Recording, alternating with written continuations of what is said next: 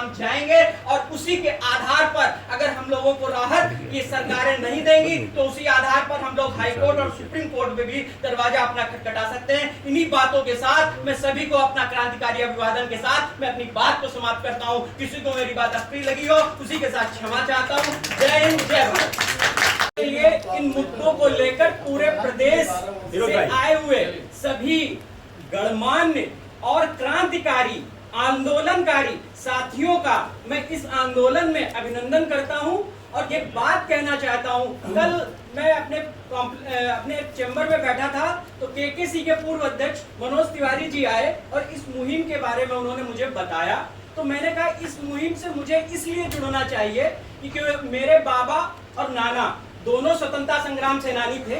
आजादी के पहले से ही मैं आंदोलनकारी परिवार में पैदा हुआ, ये मेरा सौभाग्य है। और अभी दिनेश प्रियमन जी जेपी आंदोलन के बारे में बता रहे थे। 75 में हमारे पिताजी डीएसएन के छात्र नेता हुआ करते थे और उस जेपी आंदोलन में वो भी साक्षी थे। और उस जेपी आंदोलन में और इंदिरा गांधी जी के साथ जेल भरो आंदोलन और बहुत से ऐसे आंदोलनों का मेरा परिवार साक्षी रहा है। और मैं भी उन 9 बार एसोसिएशन का पूर्व उपाध्यक्ष रहा हूँ, सेनानी परिषद का महामंत्री हूँ और प्रदेश अध्यक्ष हूँ भारतीय स्वतंत्रता सेनानी परिवार संगठन का।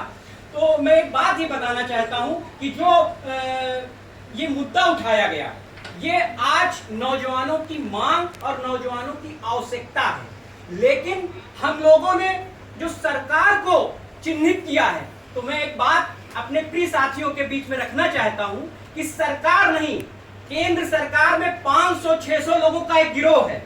उत्तर प्रदेश में 400-500 लोगों का गिरोह है। जब वो सपा सरकार बनती है तो वो सपा में शामिल होते हैं, जब बसपा सरकार बनती है तो वो बसपा में होते हैं और जब भाजपा की सरकार बनती है तो वो भाजपा में बैठे होते हैं। तो हमें सरकार से नहीं, सरकार को नचाने वाले उन नुमाइंदों से लड़ने के लिए हम लोगों को रणनीति बनानी होगी, क्योंकि सरकार की आलोचना करते करते हम लोग देश की आजादी की लड़ाई 1947 में सफल लोकतंत्र पा चुके हैं। अब हम लोगों को उन गिरोहबंद लोगों को जड़ से उखाड़ने की जरूरत है, उसकी मुहिम बनने की जरूरत है। उस मुहिम का मेरा सुझाव है कि जिस तरीके से इंदिरा गांधी ने भूमिहीनों को भूमि दी थी, उसी तरीके से उन भूमिहीनों से आज पूंजीपतियों ने फिर से जमीनें खरीद ली हैं और उद्योगपतियों ने उनसे जमीनें अपने नाम ट्रांसफर कराकर बड़ी बड़ी फैक्ट्रियां लगा दी हैं। उन पूंजीपतियों के पास उनके लड़के अयोग्य निकले और वो जमीनें